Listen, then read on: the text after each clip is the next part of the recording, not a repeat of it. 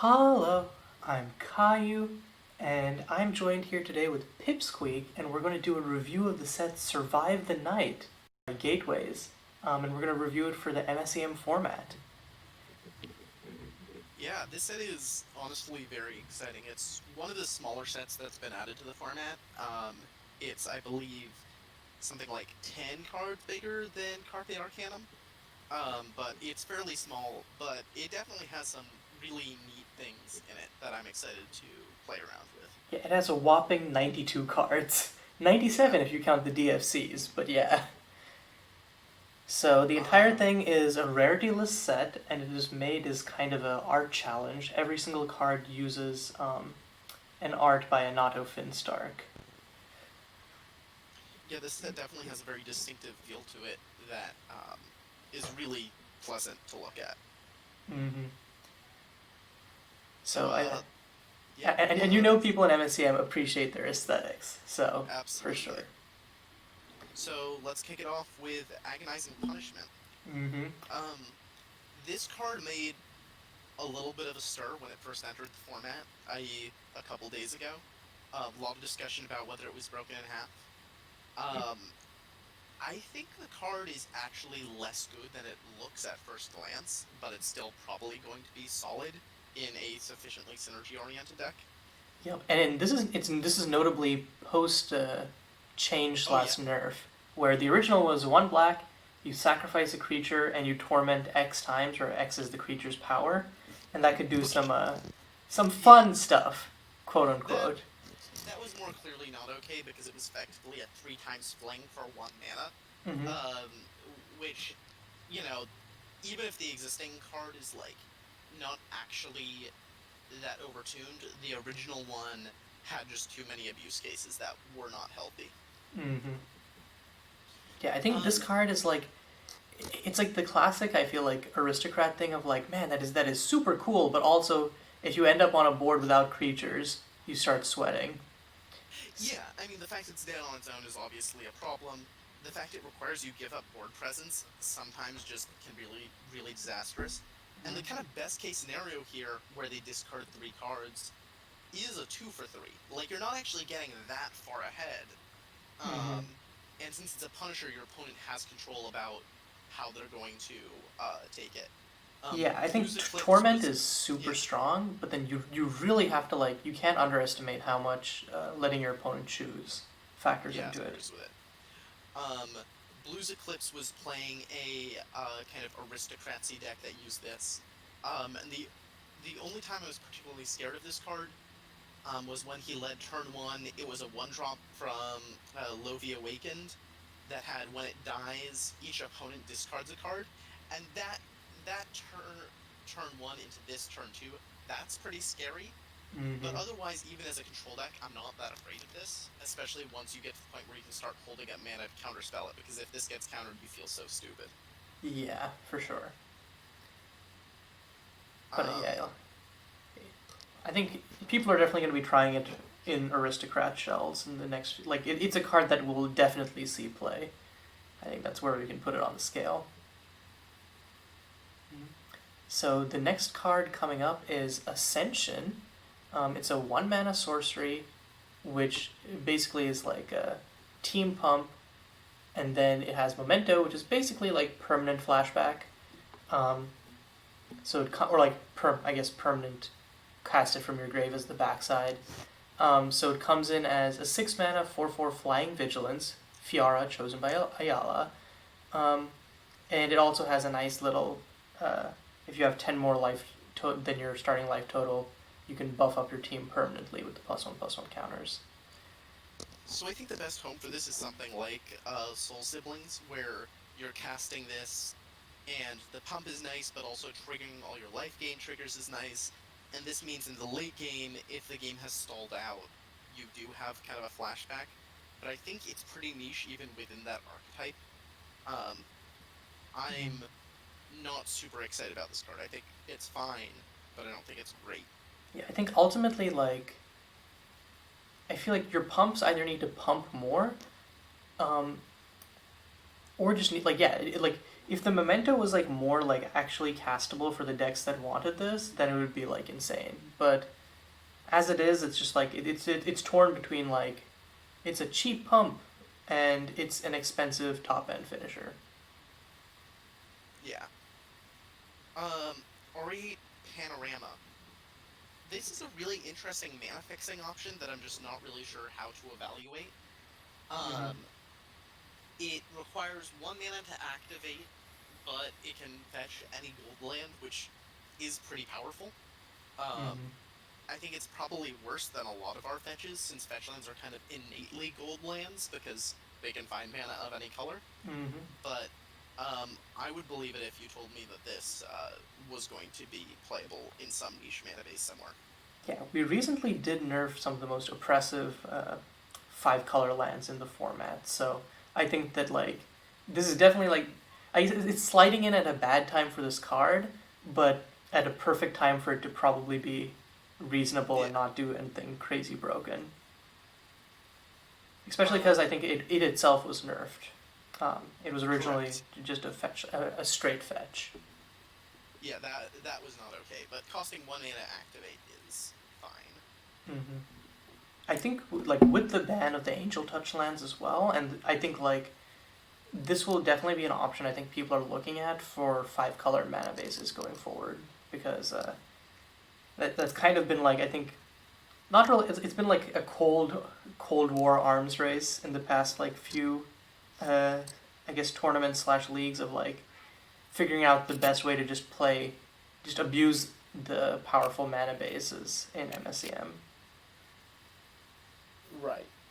I mean, it's one of those things like as a Get bigger and deeper, the power level of 5 color mana bases just becomes more and more apparent because getting to just play all of the best cards without having to worry about colors just vastly increase the power level of your deck. Mm-hmm. Um, So next up, Ayala's Concord.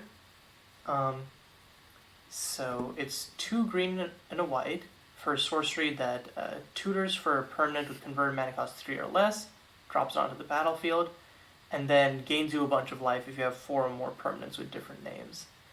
My knee-jerk reaction is that this, like, I cannot see this being better than Conjure Realities unless you're specifically trying to use it in like a Conjure Realities capacity, but for one of the types that Conjure Realities doesn't hit, like Planeswalker or something. the fact that this hits planeswalkers and enchantments makes me actually pretty high on it. Mm. If I mean, the main thing is if Artie still existed in its old form, this card would be a slam dunk in Artie style mid range decks Mm-hmm. because it tutors to the battlefield any of your Oblivion Rings, most of your Planeswalkers, most of your threats. It can ramp if you need ramp. It sometimes randomly gains you a ton of life. Like, this card's actually crazy flexible. And the Um, enchantment part of it is actually pretty notable for like the enchantment control toolbox style decks that have existed, and like I guess Super Friends too. Okay, maybe I just forgot like how much Conjure Realities doesn't hit, and now I'm like, hold up. yeah, no, I think my hot take is this card might actually just be straight up better than Conjure Realities, but part of that's because blue already gives you such good card selection that Conjure Realities is not as powerful as an effect as green-white getting access to this, because, like, an Abzan enchantment deck being able to just always find their most oppressive hate piece, or a value piece they need to take them into the mid-game, or a planeswalker that they need to start, like, generating value, like, this card does so much. Mm-hmm. Yeah, okay. Um, Definitely after considering that light, I'm a little bit higher on it for sure. Ayala's Steeple. So, this is a card that I think is going to be unplayable except when it is breaking the format, which is not a super healthy place to be. So, the 2 mana taps for colorless. That mode is not the mode we're talking about. MSEM already has plenty 2 mana rocks that are much better than this. The thing that's scary about this card is the mode where you can pay 3 life and sack the land to play it for free. The thing about that should scare everyone who's reading it is the fact that this means you can effectively Lotus Petal, since it doesn't enter tapped, unlike the rail lines. Mm-hmm. And So like before, it was yeah, just a bounce land. It was literally a rail line except for colorless. yeah. Mm-hmm. Uh, And so, yeah, I don't know. I think I think this is not going to be notable for most people. But for someone who is playing like a deck that can sometimes turn three people, this suddenly becomes a lot more interesting. Like, it's very good in the Hellbent speed types of decks that sometimes pop up. Yeah, for sure. Also, yeah, I guess because you're not, it's not like put it onto the battlefield. You're actually casting it. Yeah. Um, that is also pretty big.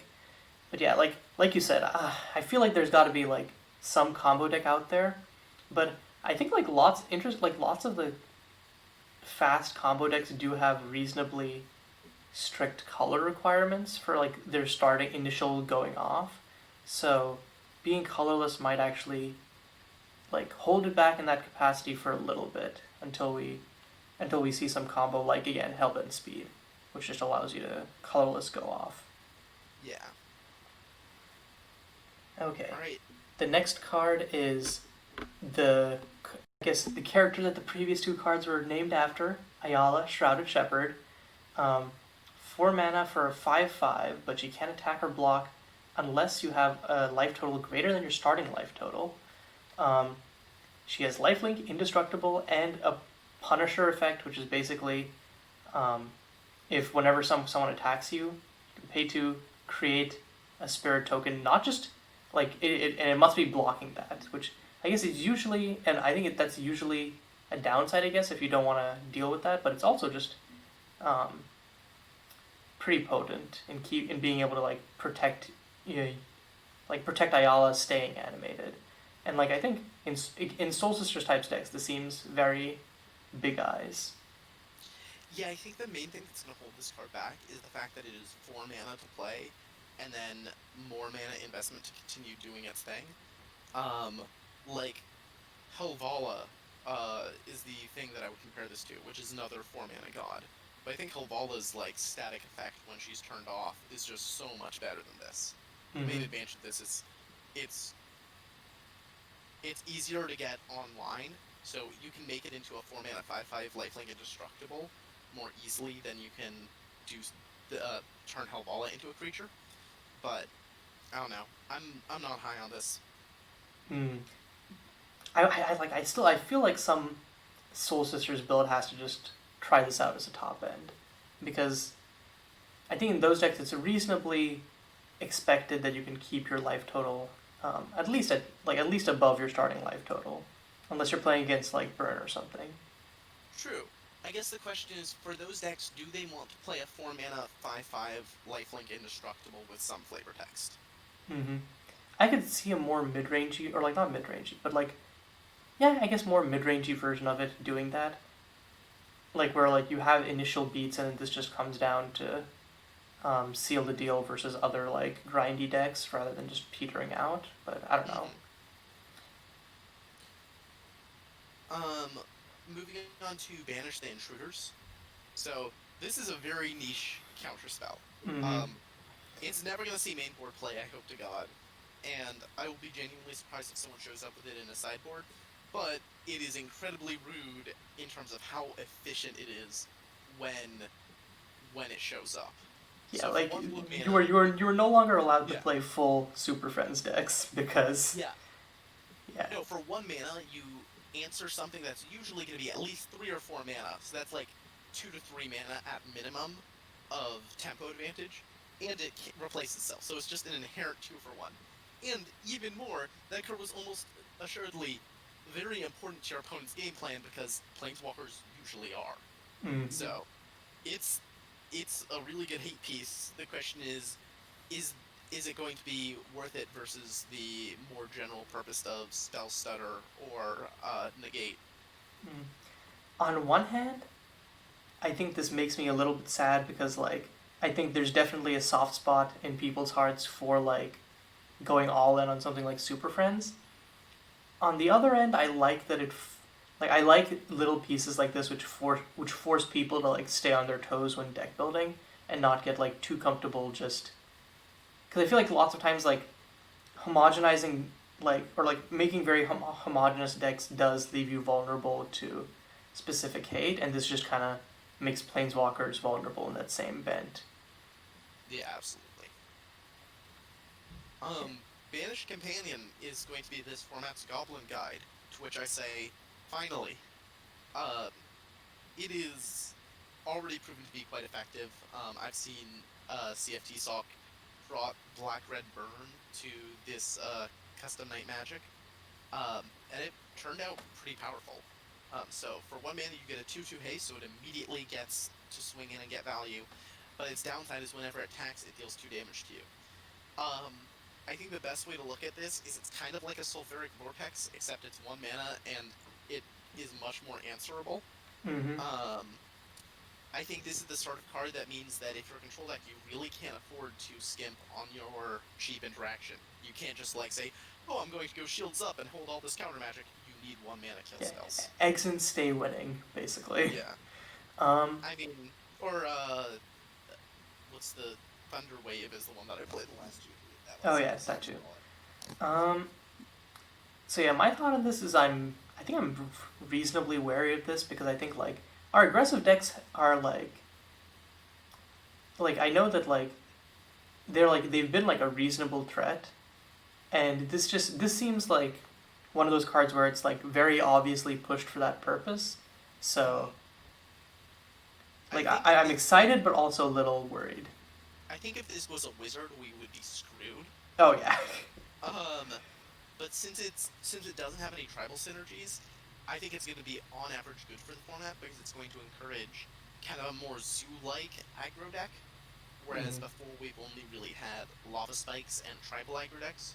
Like we've had like mono red like kind of burn style decks, but a lot of those faded from view with the nerf of both Ninhasir and the banning of Vidal. Yeah, and I think like stand unassailable like coming to the forefront just makes it a lot harder. Yeah. Yeah. But so overall, just I think this is one of the cards which we'll see mainboard play in multiple types of decks for sure, or multiple different aggressive decks. I'll just put it that way. Yeah. Bloodless Caravan is actually a mostly worse version of a card already in this format, so I don't think the Turn Watcher. Yeah. Well, there's a couple other cards. There's one that's 1 black and 2 for a 1/1 that you can sack a creature to get a +1/+1 counter on it, and like this is technically a +1/+1 bigger than that, and it has the flavor text of it can gain indestructible, but gaining indestructible isn't actually that big of a deal if you're going down to 1 creature, and usually these sort of decks want to have a bunch of Blood Artists sticking around anyway. This has double black density, so I don't think it's going to show up. Yeah, this is one of those cards which feels a little bit too like it's the opposite of the previous card where like this one feels like it's a little bit too hard on the safety, I suppose. Brush Cover Elf. This card seems really mediocre, but maybe it's better than I think it is. Like, Bogles can't run it because 1, it doesn't actually have real hexproof, and 2, it counters your own stuff. Like, so, and imposing you a +1 tax on all of the things you play targeting it, even if it does reward you for doing so, is just really mediocre. Yeah, like, given that we have, like, actual factual boggles, this just seems, yeah, mediocre. Called Axe Slinger is a 2-narrow, 1 red aggro dork, especially given that Banished Companion just entered the scene. Like, it's good if you play this and then have bolts, but if your opponent literally then fetches or uses a pain land, suddenly this shrinks back to being a 1/1. So I don't think it's fair. It's way too situational, but I think it's a very fun design. Yeah. Okay. Sovereign's really interesting, actually. The fact that this poses Planeswalkers as hard as it does is really appealing to me. It's just it's like imposing Sovereign on crack. It's the one thing I will note though is it's symmetrical, whereas imposing Sovereign isn't. So this is less good in an aggro deck than imposing Sovereign would be. Fair. Champion of Blades. It's don't. not worth it. Yeah, I think all of the Motli cards, like if they're only good when their Motli is on, it's a done deal. agreed. Because if Um, you have Motli, you're already winning. Cinderblade. Well, ignoring the image issues, this card is interesting. I'm not convinced it's there, but it's probably better than Bonesaw, and Bonesaw has seen play before. Yeah, like Um, prowess aggro decks be looking at this and yeah, like is it possible that the +1/+0 is better than the haste and the ability to give it +2/+2?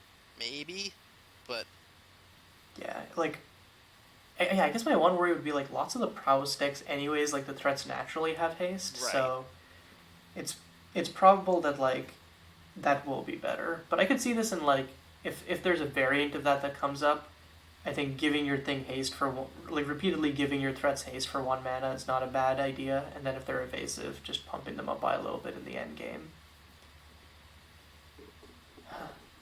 Okay, so next up we have Concealed Slasher.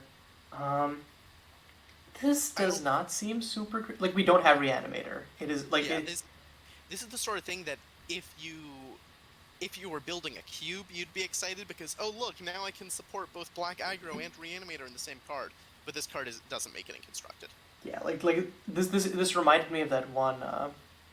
Una's Prowler. Yeah, Uno's Prowler. That's the one. Um, so next up, Corvid Heretic. This is weird. Like, do you have anything off the top of your head that like works well with this? Because I feel like there must be stuff, but like I cannot think of it.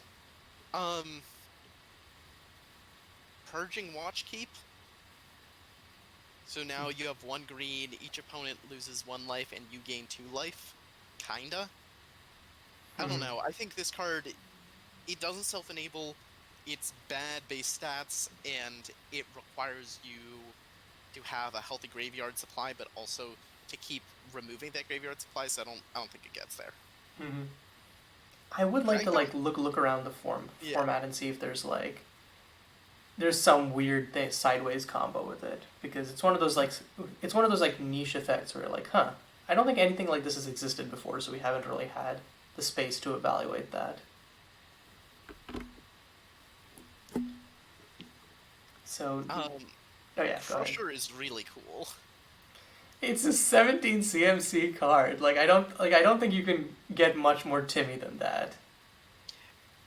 It's really stressful that this card, when you're at 10 life, it's still a 7-drop, so you really need to get towards the, like, 7-ish life range before it becomes actually good. Yeah, um, I really wish it had haste. Like, cause at that point you're probably like, need to actually kill you now. I feel like haste with this card just gets gross because you just one-shot people out of nowhere. Um, Fair, but fair. maybe this gets the, like, kind of suicide black aggro decks to diversify into red, because this is a very good threat to go alongside of Herald of Oblivion. Um, Mm-hmm. but it's possible that it's asking too much. It's also possible that the abuse case with this is like, this is the biggest CMC creature in the format. Like, it is more CMC than Desert Worms, Mm-hmm. which is really impressive. So it's possible there's something that will be broken when you can discard an expensive CMC card. Yeah, fair. Okay, next up we have Crimson Knight, 2/2 haste, and you can pay 3, sack it, discard your hand, and refill back up. I, it's so color intensive is my issue because I think like I could see this in like some sort of like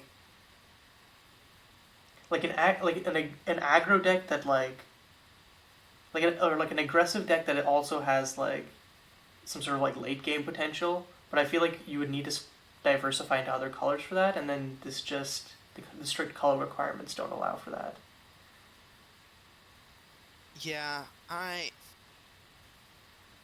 really don't know. I think this is the type of card that on paper is very powerful, but I don't think our red aggressive decks need this, where they want a 2 mana 2/2 haste that they can cash in later. Yeah, like their plan is there will be no later, or Yeah. it's failed. Which like that's generally true for aggro, but I can also see like edge cases where like you refill back up and then lava spike them 3 times or whatever. Okay. Next up we have Demon of Dark Shadows. It's a 7-drop. They cost 2 less for each creature that died this turn. I don't think it's gonna see play if I'm being honest. Because again, like it's so when it's like it's not even that good when it's good, and when it's bad, it is very bad. Alright, so let's say 2 creatures have died. It's Mhm. now a 5-drop 6/6 flying trample. That's like, or sorry, it's a 3-drop 6/6 flying trample. Mhm. That's better than Kaiju was. Like, it doesn't recur, but that's really good. And like, if you've killed 3 creatures, like you can go board wipe into this. You have a creature. Like, I think the card's actually solid. The main issue is for control decks that like having these sorts of threats. You don't want your threats to be hyper conditional. Like, you Yeah. want to be able to just play your threat when it's the right time to play your threat. Mhm. I also think that like you usually want your threat to also like, I guess cheapening itself is like a reasonable upside, but also like have some sort of stabilization in terms of life gain, or like it has like some board impact, so that you don't feel like you're losing out the turn that you play it, I suppose. Yeah. Um, and then like I feel like again like in an aristocrats deck you can definitely have some crazy curve of like sadistic indulgence into turn 2 you have like something that like sacks for mana or something, and then you just play Demon of Dark Shadows and it's like whoa, but like I don't know, I guess it's contingent on how often and like reliably you can make that happen, and like versus how often you just top deck this and you're like, oh shucks, I wish I had an actual board to use this with. Yeah. Um, Descend upon the helpless, or Descend on the helpless, is really good. Like, I think this card is in solid contention for the best 1-mana black removal spell, which is really impressive. I think it's the first removal spell, like 1 mana black removal spell that we've seen that actually is is like reasonable to play in your own creature decks. But Yeah, obviously, like it's still they. not ideal, because Mhm. unless your creatures are big, like against control decks or whatever, or ramp decks, this can only kill small things. So if your opponent has a mana dork and a big creature, you can only kill their mana dork. And if Mhm. they only have a big creature and you have any creatures, it only can shoot your own creatures, which is not where you want to be. Mhm. But the upside for it of potentially being 1 mana slightly better than an edict, because that's what it is. If your opponent has 2 small creatures, you get to choose which it hits. It's Mhm. on average a bit better than the edict, because edicts are kind of the worst form of removal. But then the upside is it has this kind of flashback mode where not only is it a second removal spell, but then it comes back as a 2/2 flyer that also recurs a creature. Like, that's really good. Mhm. And it's not your graveyard; it's a graveyard. So Correct. you can just grab whatever you killed off of, like off of the front side. Mhm. Yeah. So yeah, I expect like mid-rangey and controlling decks to just slam this in the first few weeks. Earthform Pachyderm. This card's really interesting. Um, it feels very niche, is the best way I would describe it. Mm-hmm. Like, it's against more enchantment decks, it's potentially as cheap as a 2 green 4/4 that eats something on ATB, but then it also gives them a 3/3, which kind of offsets the power of it being a 4/4. Mm-hmm. It's like it's like weird sideways Terastodon. Right, I assume it's meant to be kind of a Terastodon riff, but the fact it doesn't count, the fact it can't blow up your own lands to give you a 3/3 is actually a huge downside compared to Terastodon. Oh yeah. Um, I feel like we have better sideboard hate against like strong enchantment decks, but like perhaps like I maybe I'm going to eat my words on something that's that can flexibly answer, like in green that can flexibly answer both enchantment-based and artifact-based decks and also put a body onto the board is something that some mid-range decks want in the sideboard. I don't know. Yeah. Eclipse Knight is cool as shit. I think I'm just gonna come out there and say it. Yeah. It's so hard for me to evaluate because, so 2/2 that is kind of swinging as a 3/2. It's good, but it's not great. Mm-hmm. Like, I'm pretty sure we have 2 mana 3/3s. And okay, well, it's a 3/3 as long as you 10 or more life. Sure, that's pretty good. But if you're in kind of a life gain oriented deck, usually you want a payoff that's more sizable than just this being a 3/3. And then it being even bigger when your opponent has 10 or less life. Like, once your opponent is that low, you need, like, actual reach. You don't need just, like, a slightly bigger dude. Mm-hmm. I don't know. I'm kind of low on this card. Yeah, I think it's a cool design, but I don't think it's going to be playable. Oh, sure. Definitely agree with that. Okay. Next up, we have a card that is, I think, most definitely going to be playable. Endless Discoveries. This card's awesome! I'm a huge fan of this. Mm-hmm. Yeah, so basic gist of this is every single blue control deck, you need to consider playing this. There are other good card draw packages, but this is really powerful, especially because one thing that'll happen in kind of control mirrors or control versus mid-range is you'll actually start to run out of card advantage left in your deck, where, you'll be grinding back and forth, and then you look down and you realize you've already cast all 4 sea caches. And then there's that feeling of, oh wow, I'm now reliant on just my top decks to stay at parity or get ahead. And this removes this problem. Like, 1, it's a single card that can put you up 2 cards. That's good. Even if it's 4 mana to do so, that's still good. But then, since it shuffles back into your library, it also gives you this kind of sustained card advantage where at some point in the future, you're going to draw it again. You're going to say, cool, and you're just going to replay it, load it back up, and draw more off it. Mm-hmm. Also, being an enchantment is hella relevant. Like, there are so many decks which I think, like, will eagerly lap this up as being, like, a 1-mana synergy piece. I think being in blue is a little bit awkward, but, like, I think we've definitely seen blue splashing or, like, blue including enchantment decks before, and this could, like, bring those back into the fold, I think. Mm-hmm. Okay. Next up, we have the card that I think, it's not the card I think I'm most excited for the format as a whole, but I think it's the card I'm most excited to brew with, is Escape Death. So, it's basically a reanimator spell, except instead of just bringing it back from your graveyard to the battlefield, you cast it. Which, I feel like there have got to be threats with which this is just like, actually just behind cast triggers. Yeah, just cast trigger, because casters are deliberately like made so that you can't just like what do you call it? Eureka them in, like cheat them in. So I'm like, this getting around that, and given the history of our format, I haven't looked yet, but I'm assuming that there's got to be some crazy cast triggers that this can work with. Actually, only 2. Oh, what? There's Tyrant Toppler from Skyrim, which is fine, but only getting 1 attack off of it really limits its appeal. Mm-hmm. And there's Aspect of Shifting Storms, which is a clone that when you cast it, you get a token that's a copy of it. So those are the only on-cast triggers? Yeah. Damn. Well, what?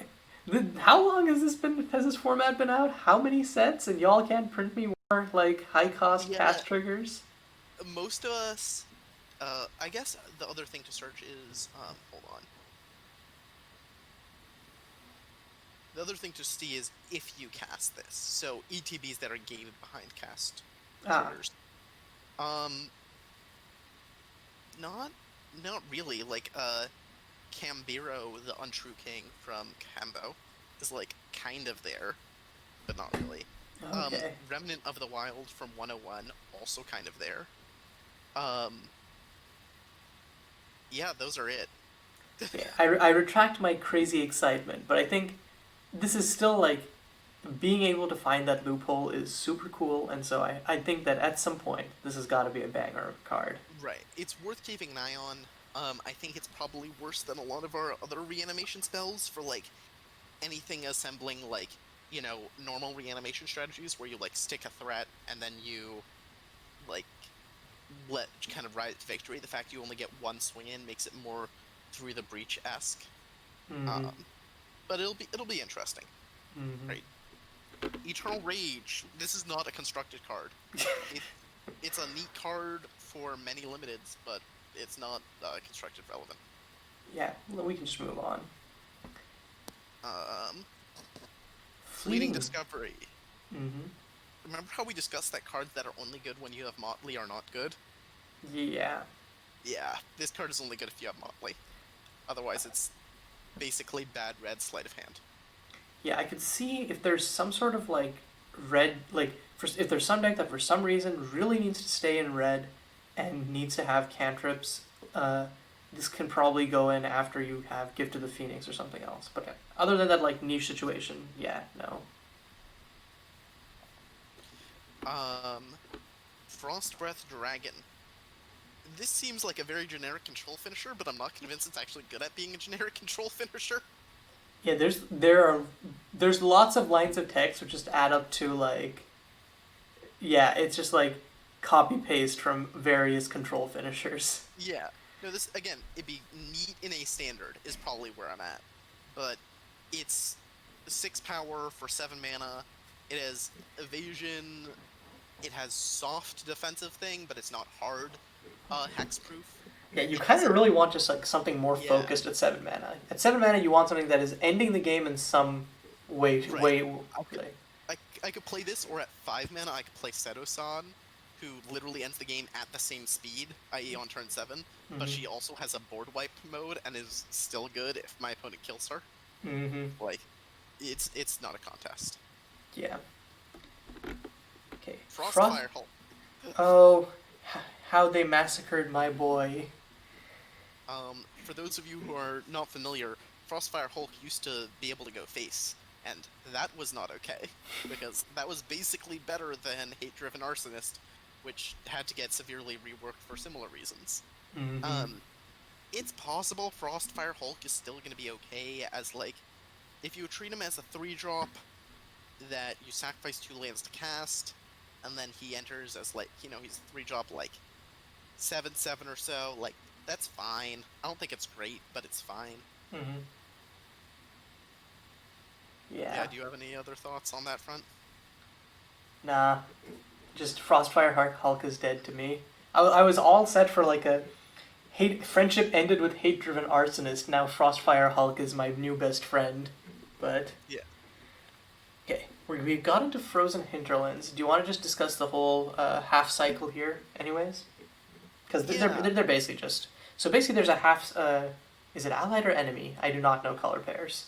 This is allied. It's allied. Yeah, okay. This one's allied. I assume the rest of the cycle's all allied. So there's an allied cycle of Torment lands. They're typed duels which enter the battlefield tapped unless you torment yourself. So, like, they're worse shocks, but they're not worse by a huge amount because you get 2 other options. Like, you can either discard a card to mitigate the life loss or sack a non-land permanent, and lands that put you at card disadvantage are always, like, bad, but the fact that you can opt into life loss instead. Basically all the things we said about how Torment's hard to evaluate because it's usually the lesser of 3 evils for your opponent, also plays for when you're applying it to yourself. And you have the 4th mode of, you can just let it enter tapped. A neat thing that I don't think will be relevant is the fact that you can now, all fetch lands can represent instant speed sack outlet or instant speed discarding outlet. I don't know what deck wants that, but you could definitely use that. That is remarkably relevant because the non-land sacking could be relevant for like removal that does other stuff. You just blank it. So I think I don't think these are gonna because we already have like a solid set like a mana base in the shock fetches plus the Pain Duels plus the enters tapped unless you control a basic duel, but I think that this will be another niche duel option. Yeah. Okay, next up, Gaze Over the Wilds. So search your library for 3 different land cards with different names. Put 1 into your battlefield, 1 into your hand, 1 into your graveyard. I think this will mostly be used to, like, if there's some sort of like deck with like ramp deck with a bunch of utility lands, you can just like fetch up 2 of them. But like at 4 mana, it's still a little steep. So what you do is you search up a land that's relevant on the battlefield, a land with a discard ability, and Schengen Heartland, which is when it's in the graveyard, lands you control have tap, add green or blue. Oh. There's your value. I don't think this card is good. I think this card would be good if we had a format with like Dark Depths combo in it. This card would be insane in that.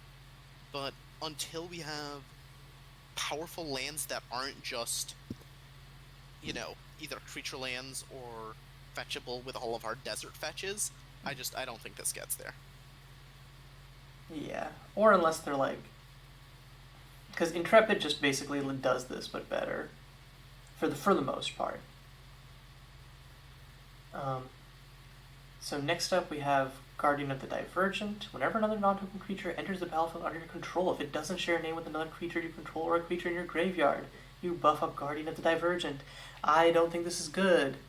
No, it's like, okay, let's say you have an entire...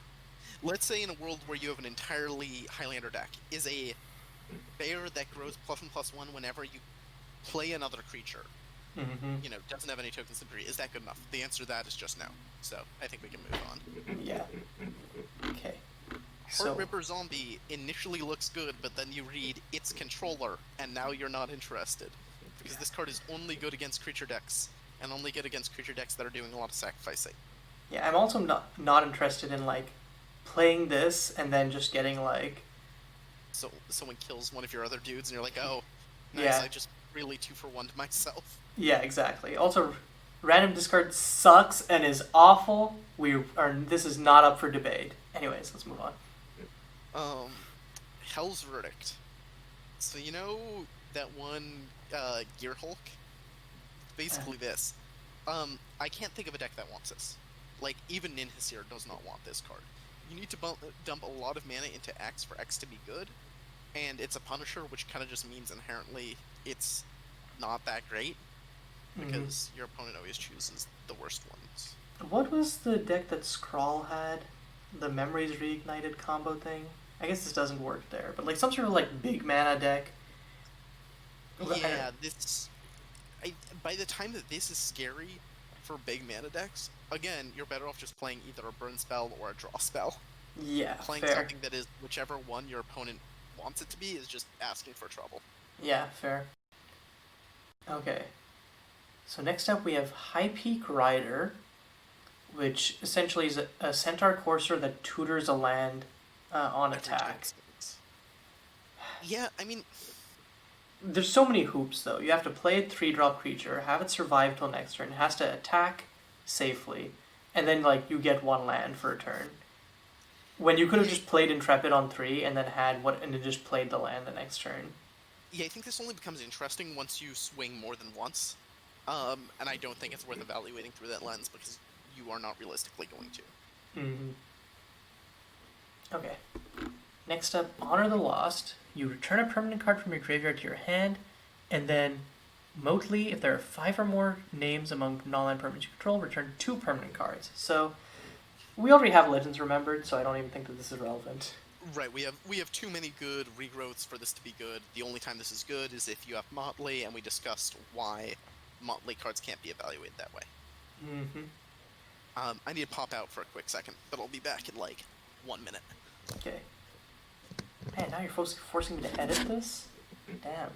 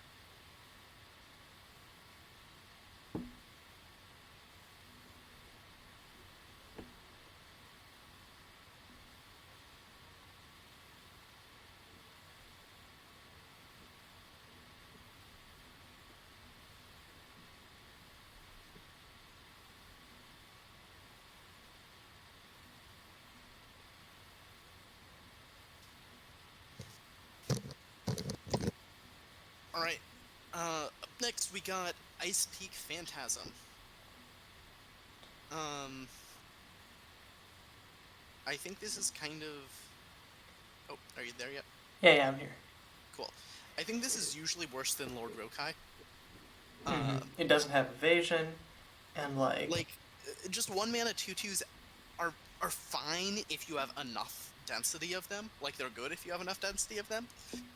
But I don't think there's blue decks that want 1 mana non-evasive creatures, basically.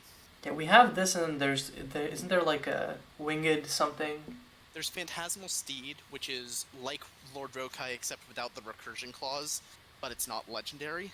Yeah, okay. So basically, I think those two together form a better like starting point for a blue aggressive deck than this one. I think Lord Rokai plus Phantasmal Steed is just a better start because then you can do like flying stuff and yeah. Okay, next up we have Impden Mother. At the beginning of your upkeep, if you don't control any imps, you may pay black. If you do, create a 1/1 black imp creature token, sacrifice a creature, each opponent loses 1 life. Ophiomancer, eat your heart out. Not really, but... Yeah. This is interesting because it's a good sack outlet. That also can make its own toys. Yeah, like... Yeah, it just seems like solid in like a more grindy aristocrats build. I would not be opposed to trying this out. It just feels solid. I guess that's all there is to say about it. It's not like hella exciting, but yeah. Yeah, I agree with that. Okay. Inferno Lash. This is kind of interesting tech for Ninhasir, I think. Like, it's kind of like Searing Blood, where it's 2 damage to a thing, and then 3 damage to its controller in the best circumstance, or it's a 2 mana 2-for-1. Like, that's fine. Got really little else to say though. Rest in peace, the version that was 3 damage. Real ones will remember. That one was dumb. Okay. Jaws of the Sea just feels like a bad counterspell to me. Except if you have some sort of like creature you really want to recur. Like I guess there is that one green blue it's like Hexfang Mystic which bounces a spell, so I guess you could reuse stuff like that. But really like cheap counter magic is at its best when you can actually like use it when it's cheap, not when you have to curve a 1-drop into it and then return that and then get like no value. Like you lose your board presence or whatever. Like I don't know. This just does not make sense to me.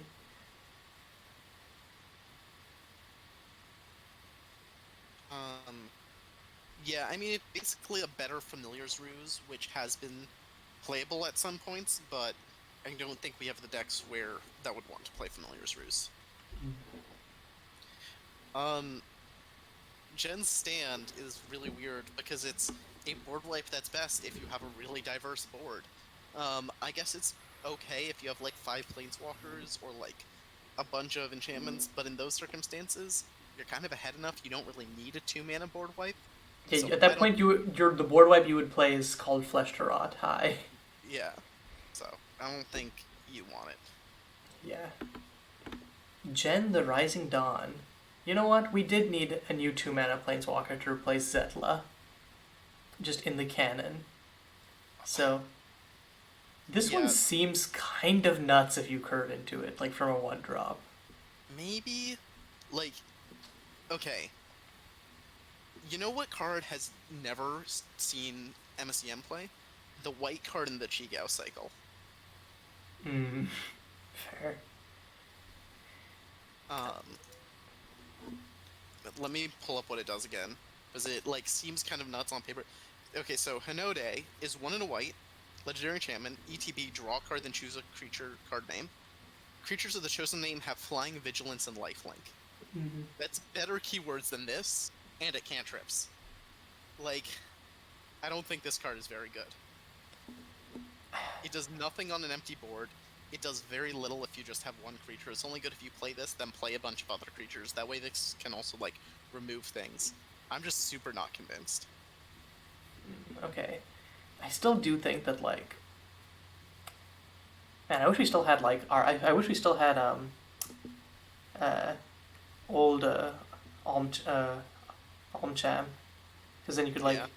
this would be dummy. But I still think that like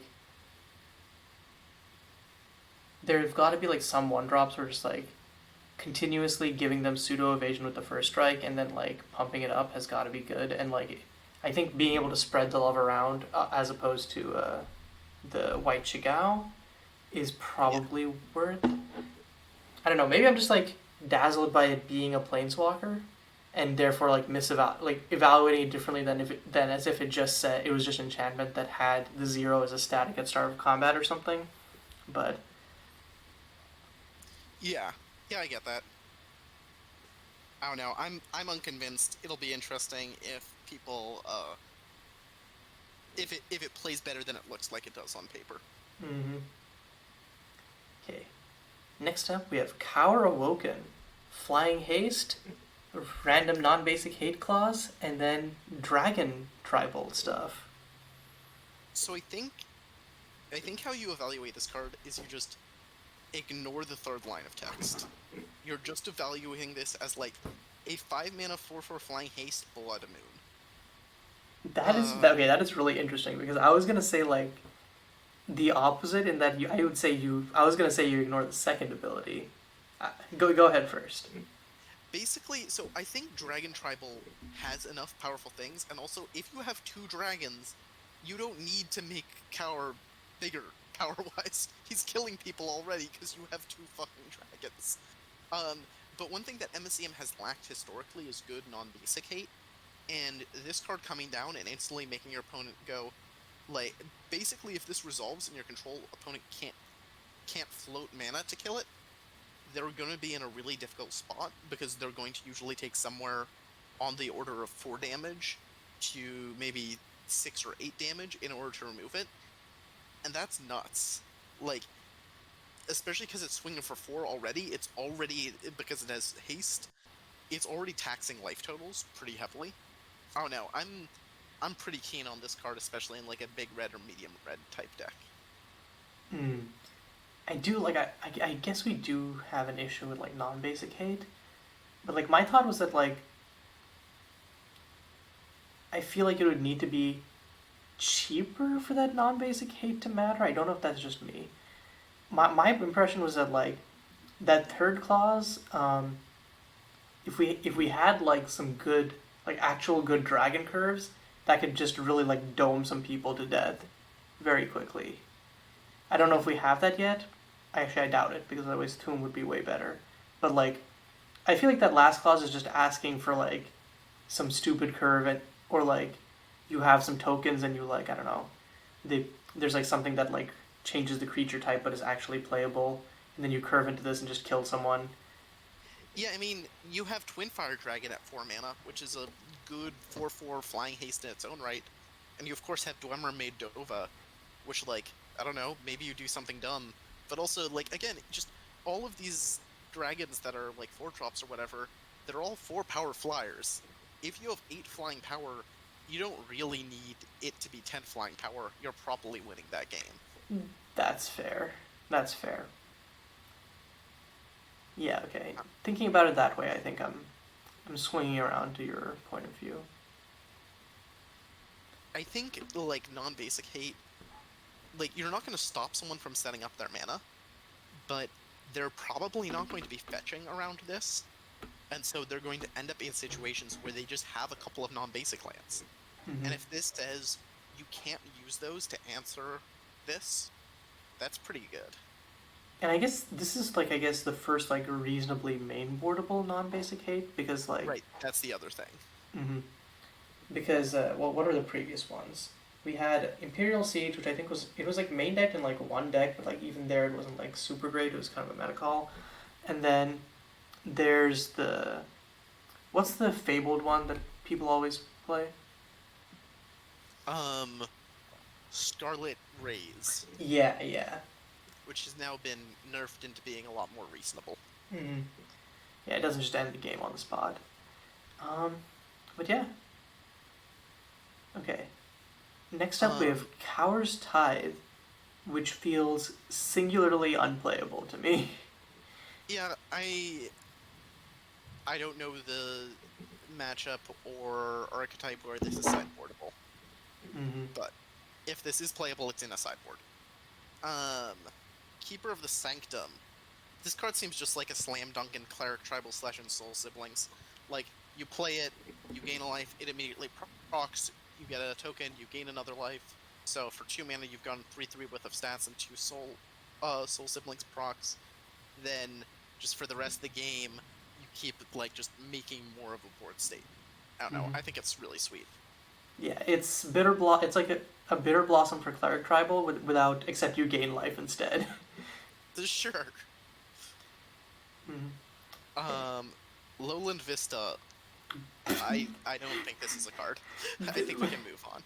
Yeah, it's like the other Motley cards were like, you know what? At least this is reasonably like, at least this has a front face. Yeah, this does not. Majestic Moon Whale. This card actually just sucks. Like, I know people can be like, oh, but with ninjas, it's like, no. Scrying 1 is not worth putting yourself back a card. Or, like, putting yourself back board state. Like, it's kind of nice this is 4 mana for 4/4 flying, but, like, as far as synergy payoff goes, this just isn't there. Yeah. Yeah. Militant Youth, on the other hand, this card's nuts. This is just, it's so crazy. It's an aggressive 1-drop that perfectly slots into like the life gain aggro strats. Yeah, like, the fact that this is a 2/1 for 1 basically just means the floor of it is so solid. Mm-hmm. We are really gonna have a tier like a tournament playable deck which features Child of Light as one of the cards. Yeah. Okay.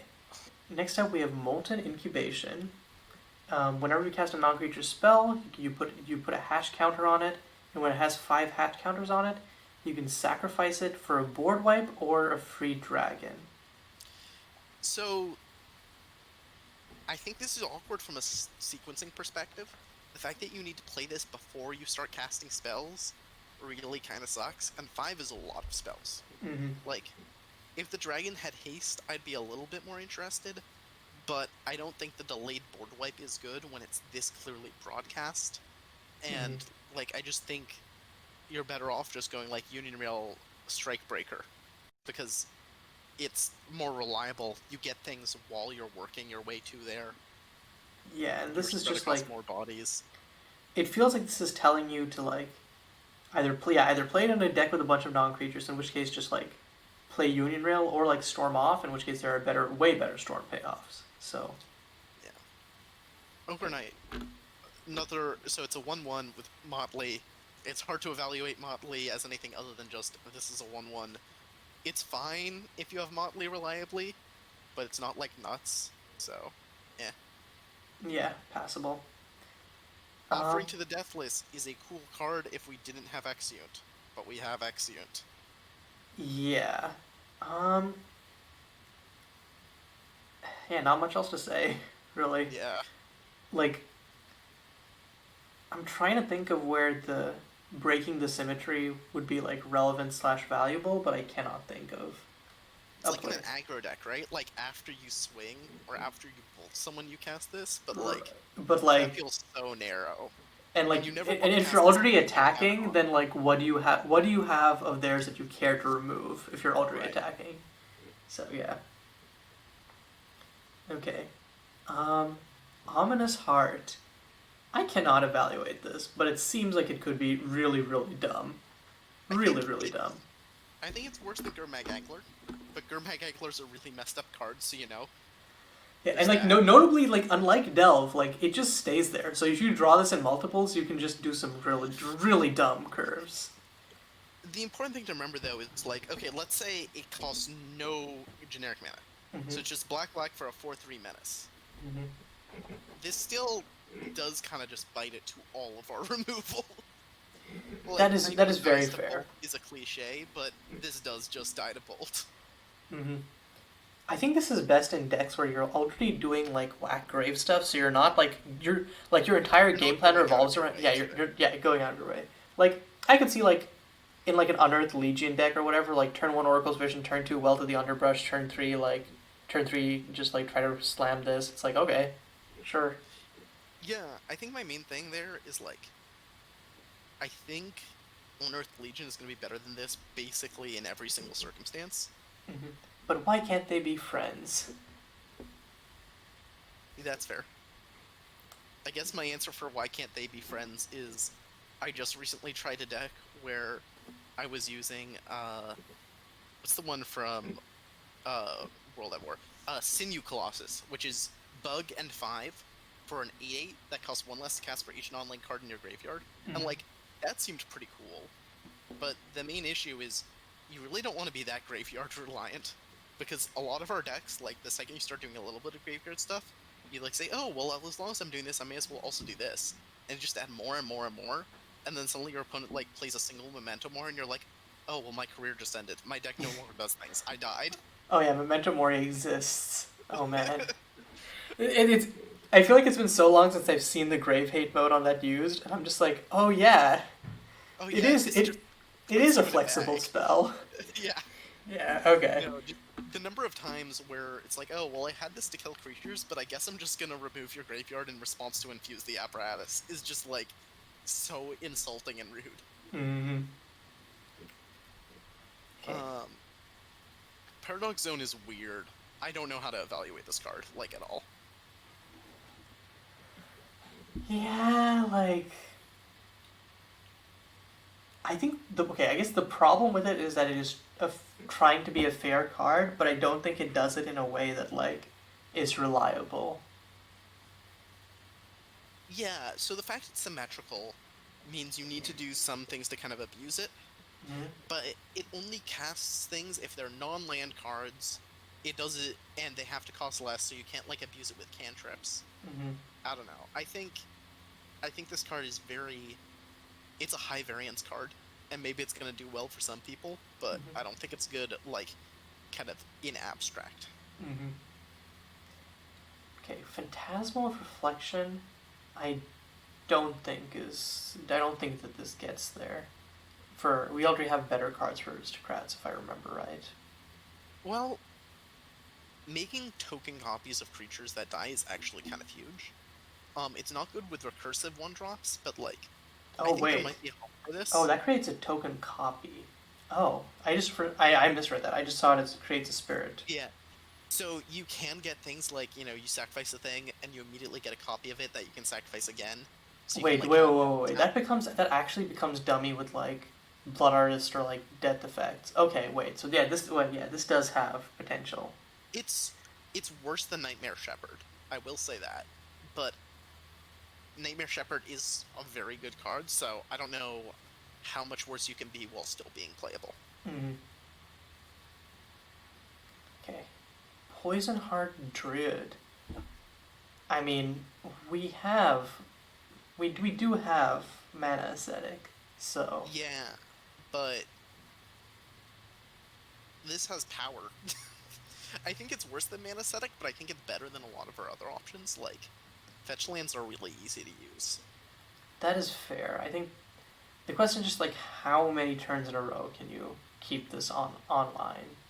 Yeah, I mean, and I guess to some extent, how many turns do you need to keep it online? Like, if you can activate this thing 3 times, is that good enough? I think the answer is probably, but... And I guess the question is like, where would you run this over like Devon or Keen's Attendant? Where like I guess like if you really need that like black and white coverage, I guess, but yeah. Or if you're I mean I guess that's the thing, right? Is if you're like an Absian mid-range deck, you're not gonna run Keen's Attendant. So yeah, maybe I'm just misevaluating this because I'm like underestimating how many fetches you will have reasonably, but like I don't know. I would be very worried about like the fail case of this, I suppose. Yeah, that's fair. Okay. Prowling Frost Tiger. I mean, I don't think it's good, but it's not terrible. Yeah, no, wait, no, this just isn't good. Like, if it was just a 2-mana 2/1 prowess hexproof, I Mhm. don't think I'd be excited about it, but like I might be on board. But the fact that the hexproof is conditional just means I have no interest.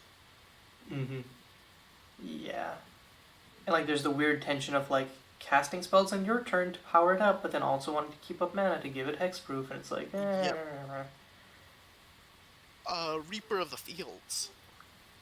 So like, I think this card's really mediocre because once you have 3 mana, you don't really need to be cheating 2-drops out. Mhm. But on the other hand, maybe you do some dumb things with like this, and now you can just fetch land in response to things to like put out a hate bear. I Mhm. don't know. I don't think it's good, but I could see myself just dying randomly because someone did something sneaky with it. Yeah, for sure. Like, it's just weird. I feel like, yeah, I feel like it just you would much rather have other 3 drops, except in very, very niche cases. Yeah. Okay. Next up, Risen Raven actually like seems really good to me. I obviously I think like a big part of Baleful Strix being good is that it immediately cantrips itself, but I think like trading that off for like the potential for like repeated card advantages, I think that's fine. I think it's a fine trade. This card's really hard to evaluate because it's a different type of magic than we've had in MSEM in a long time. Because this card is like, it's not good in the aggro decks, and it's not great in control decks. Like, if you just trade with it, it's, it's not that good. Where this card shines is when you have the potential to swing in a couple of times with it before you block, or even swing in once before you block.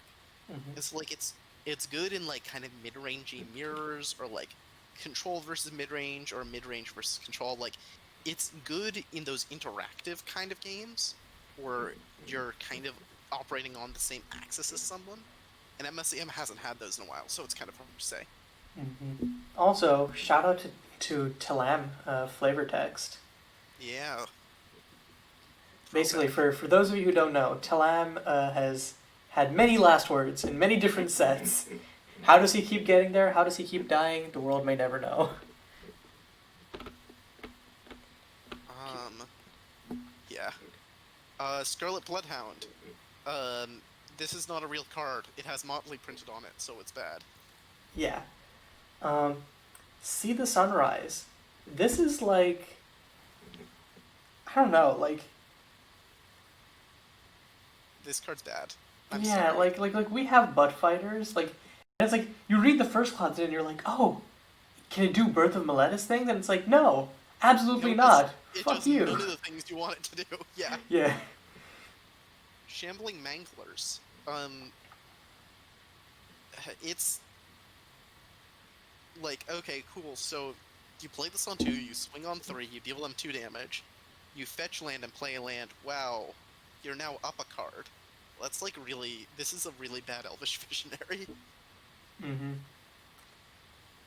I'm. Like, it's just confusing, I suppose. Um, Yeah. Shatter the Mask, another one of our Memento cards. Except this one feels wildly overcosted. I mean, technically speaking, Bramble Crush is a 4-drop. Like, this is actually costed correctly. Or I guess overcosted for what is playable in the format. I should Yeah, prefer. I just don't think it's very good in this format, which Yeah. is fine. Also, like the Memento is like 7 mana for like a 1/1 with Crucible text, which like I don't know about that one, dog. Yeah, I mean, the main thing I think is if you get to 7 mana, you can probably get to 11 mana, and if you can get to 11 mana, it's great. But we don't need Bramble Crushes that are good if you have 11 mana. That's just not really what this format's about. Mm-hmm. The only way that would work is if you have a Revelation that does it. In that case, big money. Um, Show of Dominance. It's a 2 mana sorcery speed fight spell. It's just not. It's not going to see play. Yeah. Skyflock Warrior. This card's cool. I have no idea if it's constructed playable, but it's really cool if it does its thing. Like, you're a blue-white skies deck, and you curve out at this, because if you play this and swing with, like, 2 creatures, your opponent is, like, immediately just in danger of dying the next turn. Yeah, like the fact that it multiplies is just whew. Oh, like Yeah, Yeah, this they can if someone is going to build a deck with this, and it is going to pop off at least once, and people are going to be sad. basically, this card is gonna do a cool thing, but I don't think it's a powerful thing, is where I'm at. Oh, I think it's a powerful thing. I just don't know if it's like a consistent Sorry. thing. Yeah. Yeah, I guess. Like, 4 mana, it can kind of just die. I don't know, like, I think the average case you can expect out of this is it's 4 mana for 2/3 with flying that conditionally makes 3 1/1s when it enters. And, like, that's pretty good. Like, obviously, if you untap with it, it's nuts. Mm-hmm. But, like, otherwise, it's like, it's okay. It's fine. Mm-hmm. It's enough that you're not embarrassed, but it's not enough that you're like, yes, this was all worth it. Yeah, exactly. Sky Screecher Dragon. It's a 6 mana top end when roll exists. So, I don't know. Yeah. It's like, it's cool. Like, if you play this and then play a fetch land, you're probably going to kill your opponent kind of instantly. But it's a 6 mana creature, so I'm not super excited about it. Mm-hmm. Skystream Mantas. The fact that it's a 3-drop so you can't monument with it makes it kind of mediocre. The other thing is, and I realize this is, so let's say you have Suzume, right? Mm-hmm. Which is like the cool abuse case of this. We already have that 2-drop that draws you 2 cards if you control a legendary creature when it enters the battlefield, Mm-hmm. which is kind of just better than this. Pretty Like, much. This card's spicy, but it's not good. If there's a deck where somehow having actual power is relevant, it is relevant, but like if it's somehow relevant enough that like it's worth 1 more mana plus like a narrower use case, then I guess we could see this see play. Mm-hmm. Okay, Solitary Guardian. Like Pillow Fort effect is nice, but I don't think it's just like kill this creature. So. yeah, exactly.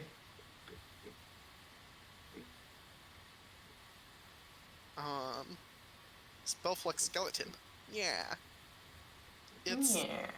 It's good value, but I don't know, like, this is just not the sort of value that I typically engage in, so.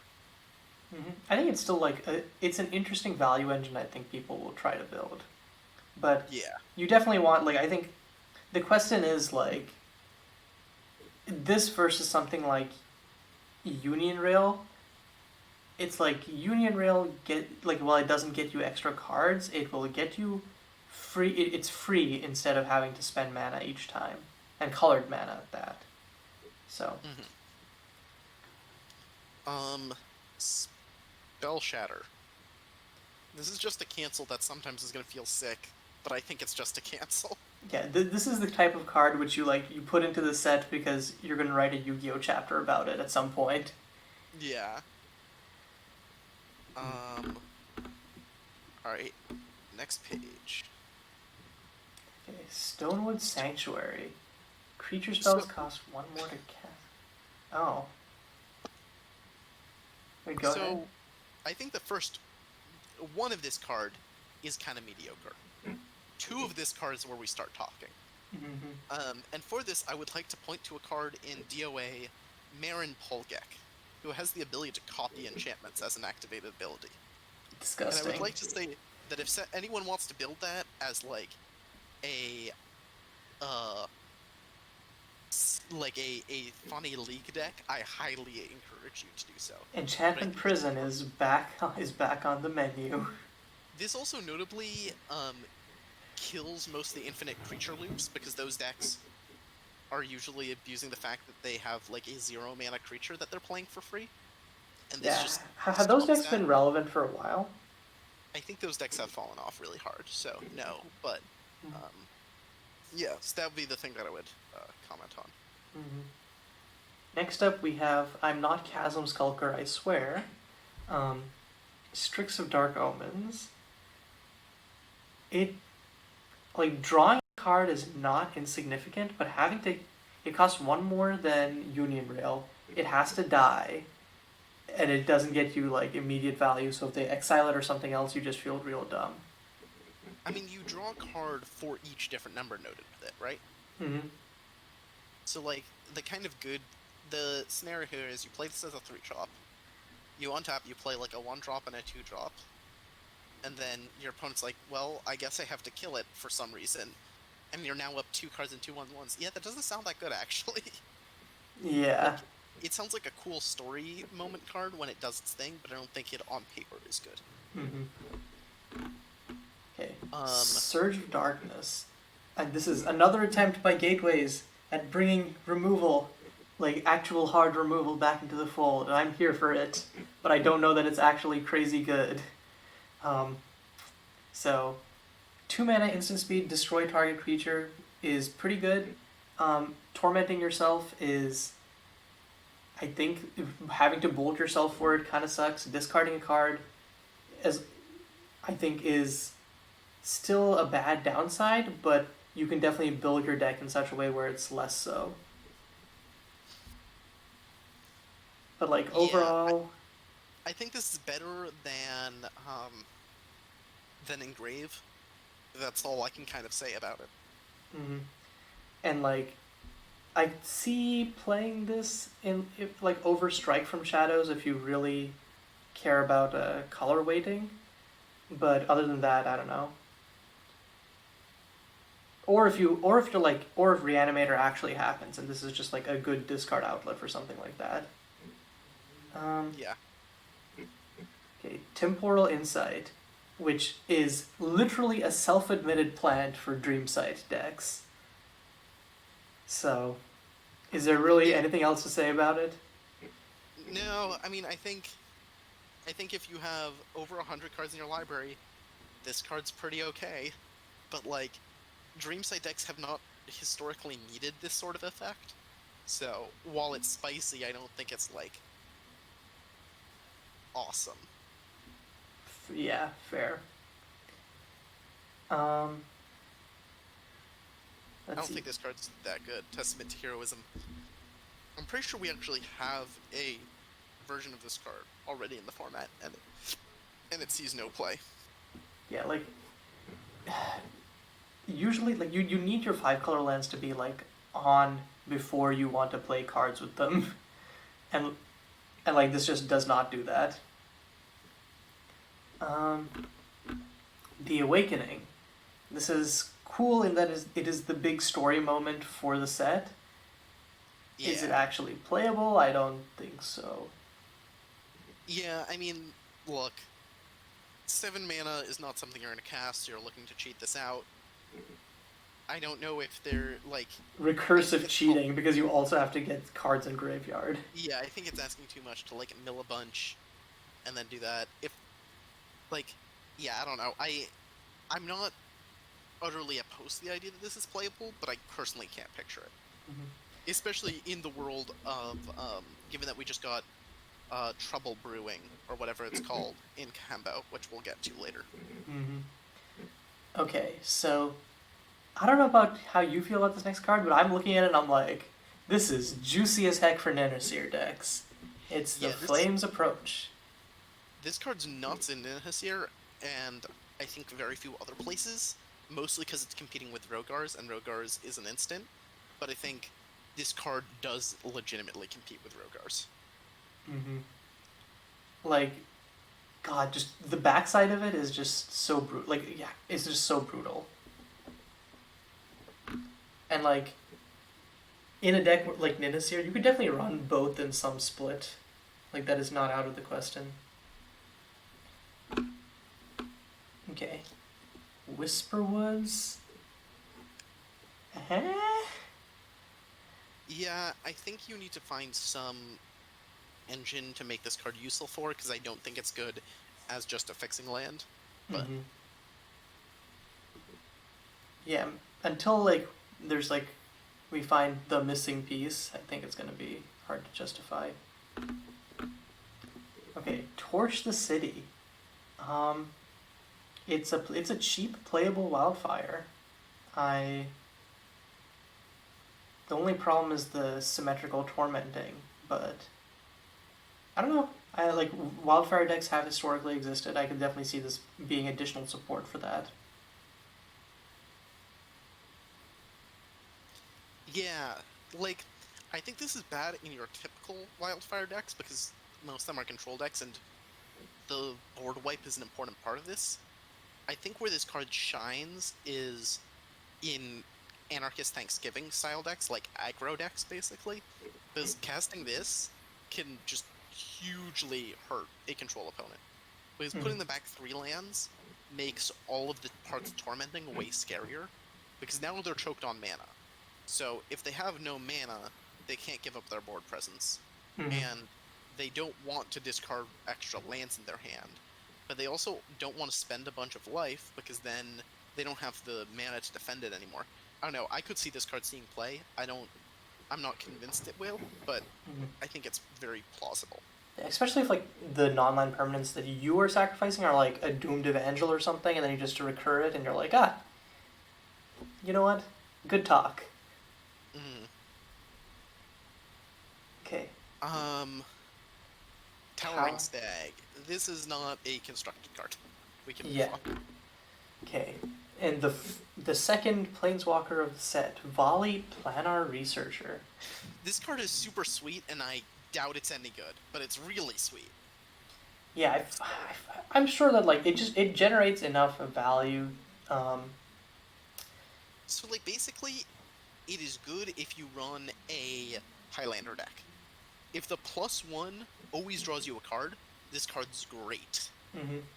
Because then it's +1 draw a card, -2 regrow something, -8 probably win the game. mm-hmm. That's really good for a 3-drop. But if the +1's like sometimes you draw a card and sometimes you don't, and when you don't, it's not even card selection, you just instantly mill it, and you probably like you don't want to spend 3 mana at sorcery speed for one-time recursion. Like it doesn't quite get there. Fair. Yeah, I guess you need to be reliably drawing cards off the plus, and it's hard to do that in a normal constructed format. Yeah. Okay, Veiled by the Blizzard. Yeah, no, it's nice, but I don't know where it fits in. Yeah, I don't think it's particularly good. Mm-hmm. Verdant Sanctuary. So the math on this card is not favorable, because the advantage of it is you can basically, when you play it, you effectively draw basic lands equal to the number of slots you've given up in your sideboard. And you only get to run 4 copies of this, which means you don't really want to actually cut that many lands from your main deck, because if you don't draw this, you're fucked. Mm-hmm. And also giving up sideboard slots really hurts. And it's just like you have to also rely on if your opponent just removes this, and then they basically like you're like, well, I guess I will not be able to play any of my other cards for the rest of the game. Yeah. Yeah, it's like a cool showcase card, but like I don't think it doesn't play. Yeah. Verdict of the Council. Being both an anthem and a removal spell seems really solid for white-based, aggressive white mid-range decks, or like just aggressive white decks in general. Yeah, the fact it's only a Journey to Nowhere rather than an actual O-Ring is a little bit of a bummer. I don't know, the card is doing 2 good things, but it's only actually good if it's doing both of those things. Like, if you're not getting value off of both halves, I don't think it's worthwhile. Mm-hmm. And I think it's hard to get that. That's fair. Okay, next up, What Lurks Beyond, which is essentially a souped-down Eldritch Evolution. This, like, do we have an effect like this in the format already? No, we do not. In which case, this is super, super exciting. Yeah. The fact it's a Neoform that can grab from hand, graveyard, or library is huge. Like, being able to recur things, and it doesn't exile itself. So, if you pod away your 3-drop into an Archive Guardian, the Archive Guardian can pick this up, and then you can pod away your Archive Guardian into, like, a 5-drop value creature that you then and then you conjure Archive Guardian from your graveyard to procure this, so you can pod your 5-drop into a 6-drop. Like, you can do some really dumb things with this. Yeah, for sure. Okay, Whisperwood Exploration. This card is so good. This card's really good. How does it like? I need to brush up on Wealth of the Underbrush. How much? What does Wealth of the Underbrush do again? So, Wealthy Brush is black and green Mhm. for a sorcery. Mill 5, then return a permanent card from your graveyard to your hand. So Okay. this is an instant.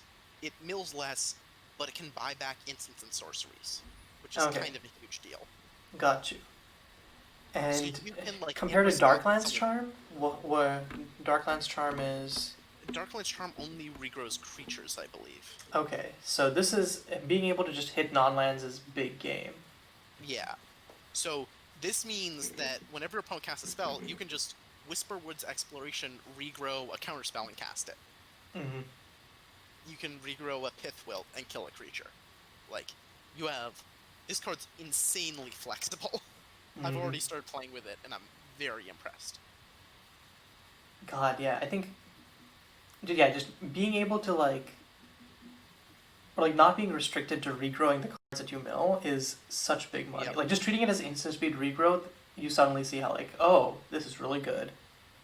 And you can also just cast it and just hope the top 3 cards are live. Like, you can cast it when you're kind of just spinning your wheels if you're just looking for action.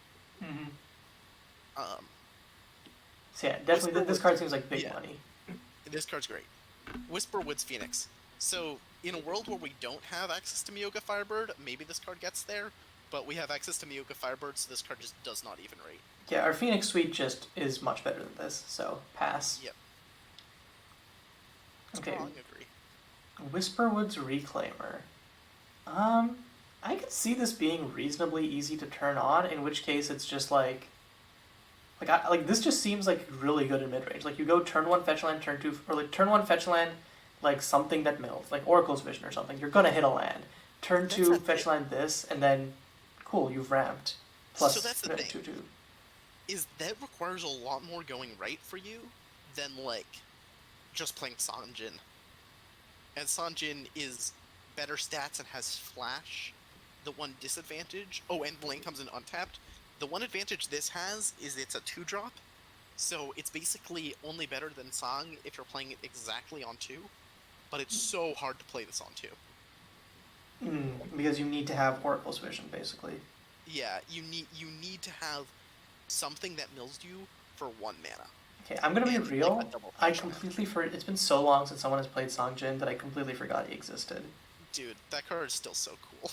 It is still so sick. Like that was such a big money card when I joined the format, and like now no one runs him. Big sad.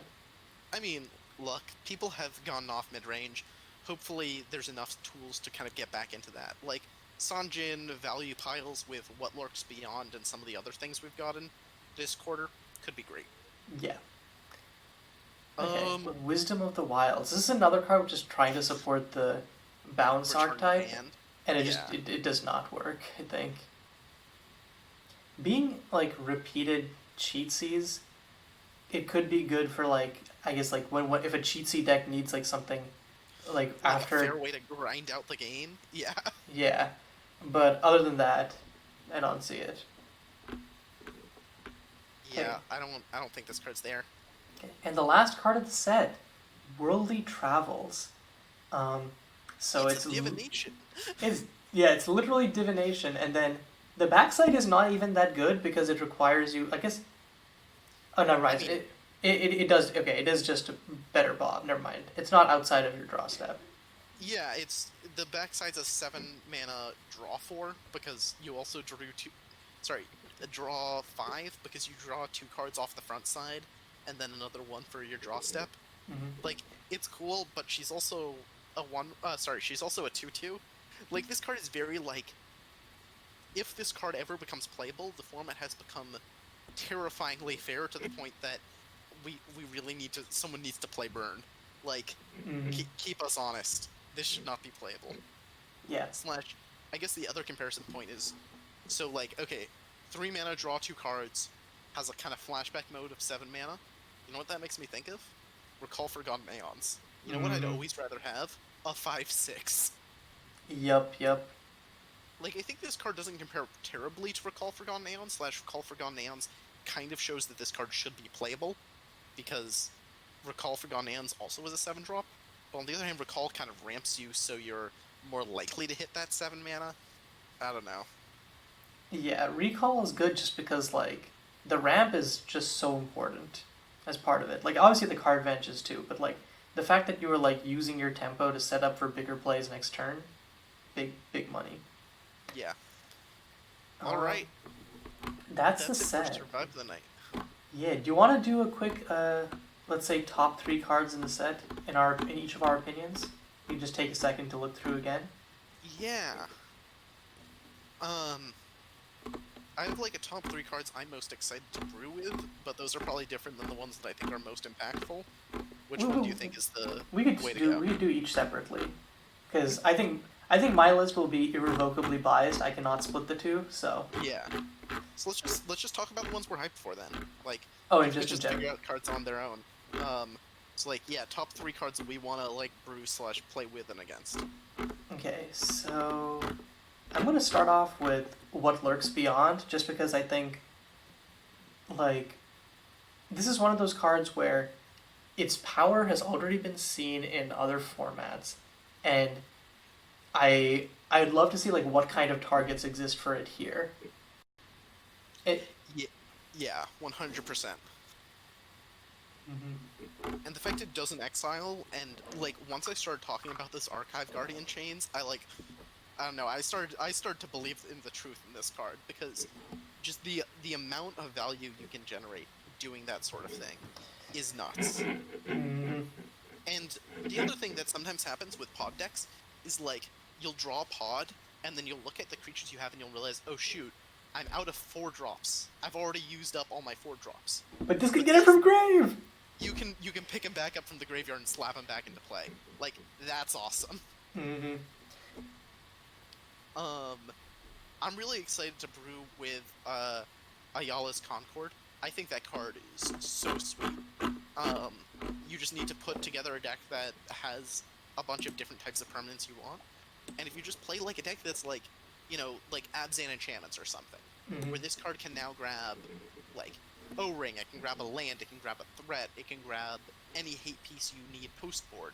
Like, slap 4 copies of this into most green-white mid-range decks, and your sideboard becomes so much scarier. Man, I miss Mercaccords, but this is definitely making me want to play like Enchantment Prison again. Yeah. Okay. Yeah. Trying to quickly find another one. I think Descend on the Helpless. It's just such an efficient card, and I love like the dynamic it creates in terms of both its like general power level and the downside that it presents. Basically. Yeah, I super agree. I'm super hyped for Volley.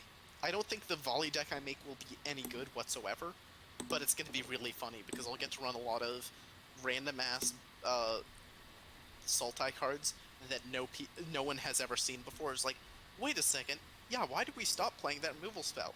Because just you know, I'm gonna pick a deck and it's gonna be like, well, I need 8 kill spells, so I guess I run the 4 good ones, and then I start getting really janky. Yep, it's like Dreamsight. It's like Dreamsight deck building on crack, basically. Yeah, it's Dreamsight deck building, but you get to run a 60-card deck. Yep. You have a slightly higher chance of hitting your best card, but also slightly lower because you don't run all the copies of Tutors. Oh no, it'll be cool. Okay, Risen Raven is, I think it's just such a simple card, but it's such like it calls to you. Yeah, it calls to me. It's so attractive. It's just like the value, Kayiu, get the value. I'm like, sure, dog, I'm in. And yeah, I think the last card I'm excited to play with / build around is, I freaking love Whisperwood Exploration. It's already been so good to me in the like, 10 or so games I've played post-patch, I don't think I've played a non-green-black deck since the patch dropped, Mm-hmm. and all of my decks are starting with 4x Whisperwood Exploration. Now, is that also a little bit because of Rot and Pithwilt? Yes. But that doesn't change the fact that if you're in green-black already, run Whisperwood Exploration. That card is so good. Hell yeah. And I'm gonna end off on the card that I thought was gonna be your last card, which is Endless Discoveries. Yeah, that's fair. Because I think definitely I saw some ink spilled on this one, and I think it's like it's got it all. It's cheap. It's of a card type which there's a lot of synergy for, and it does something that is known to be powerful, but in a way that no other card in the format does already. Yep. So yeah, with that, I guess we can wrap this up. Thank you for joining me, and hope all of the people listening to this enjoyed hearing us ramble about 92 cards for way longer than we should have, basically. Yeah, this set is really fun to dig into, so I'm not surprised we had so much to talk about.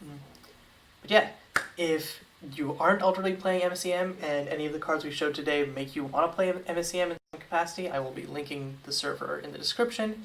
I will also be linking the Instigator and Plane Sculptor's link if you want to look over the set more yourself. Until next time, this is Kayiu signing off, and next time is going to be a review of Kahemba Old Dawn, so stay excited for that. Whee.